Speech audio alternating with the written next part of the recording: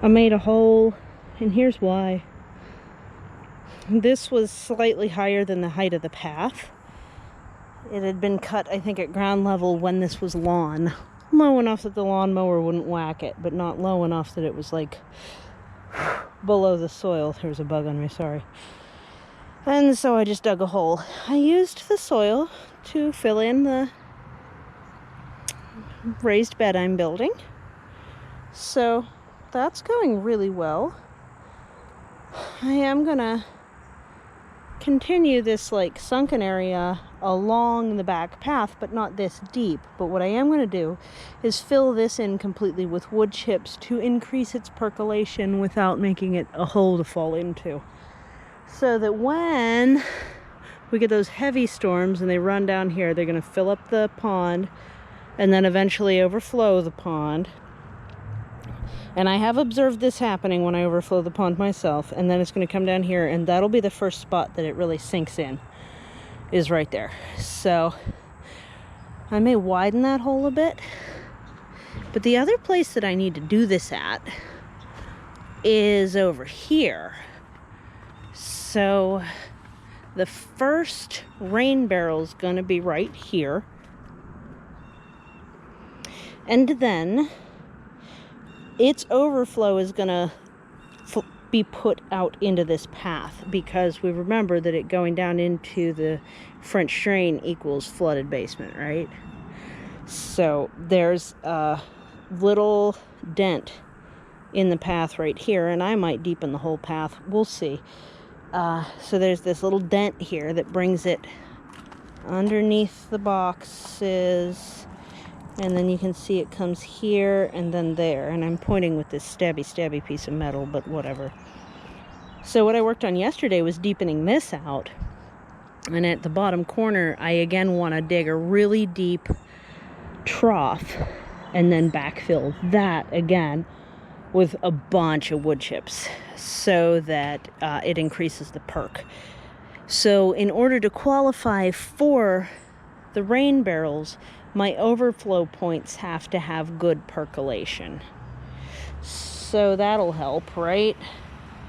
And this will be one of the overflow points, and it'll just come right on down here. Yeah. And then its further overflow will be my little wetland that I built down there from my sump pump outlet. Yep. I'm going to use the digging fork. It's called a spading fork, not a pitchfork, if you're looking for one. The modern ones aren't as good, though. They're bendier. The steel isn't as strong, so they break sooner. I would recommend looking for them at places like yard sales and stuff instead. But I'm going to fork this through so it has more percolation starting here, and again add a bunch of wood chips so that when the water hits here, it has a chance to really sink in before it just flows out to the street and beyond, which is right in here is my last catchment. And it's a really good catchment, but you know, it overflows on the frequent because the sump pump lets out right there. And now, instead of the sump pump flowing down the street and flooding the intersection, it comes back into my garden and waters here before overflowing in. But it doesn't flood the intersection anymore, so yay. Yep, so I was lifting this soil up again into the raised bed on this side.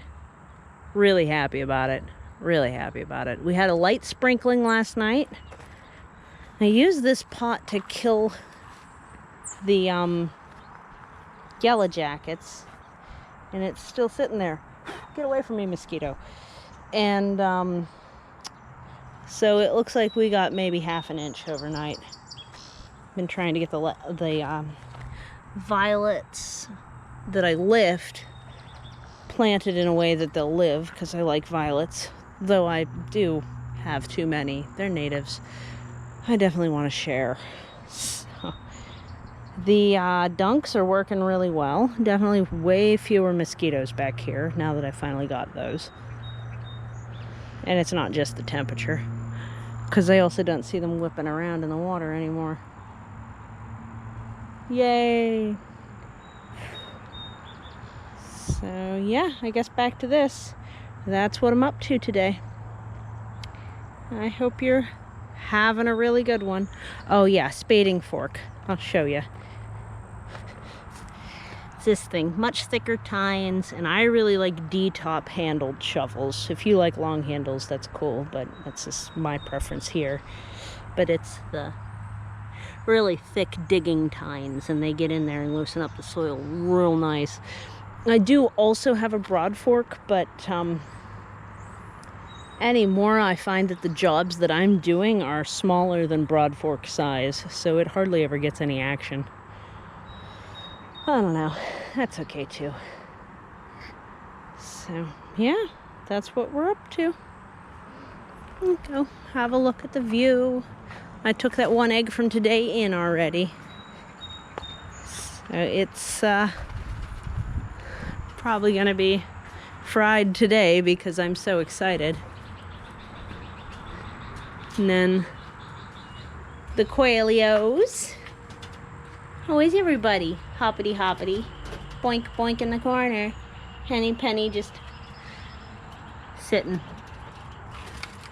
Panicking then. It's a sequence. Sit, panic, sit, panic. Oopsie, are you on the door? Oh, you're on the door. Let's say hi to the kitty. Hi, baby. Hi. Meow. You're sitting pretty.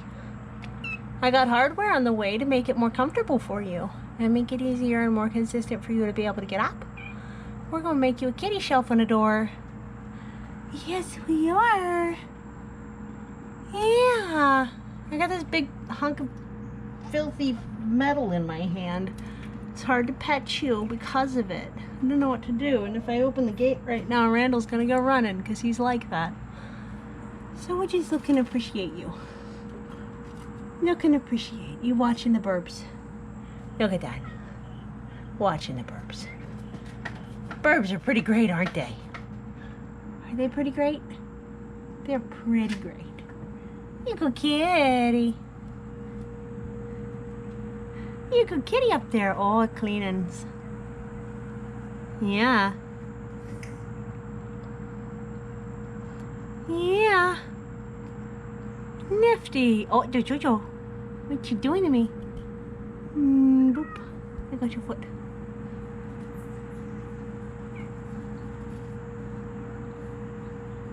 Okie dokie. Oh, chipmunks too. Chippers. Chipper chippies.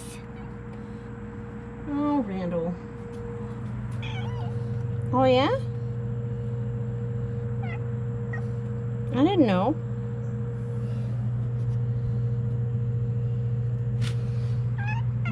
Yeah, there's birds. Okay. Well, I hope everybody's having a really good day. Oh, did I bother you? Was that troublesome? Oh my. Yeah. Okay, resettle yourself. All right, Oopsie. Say take care.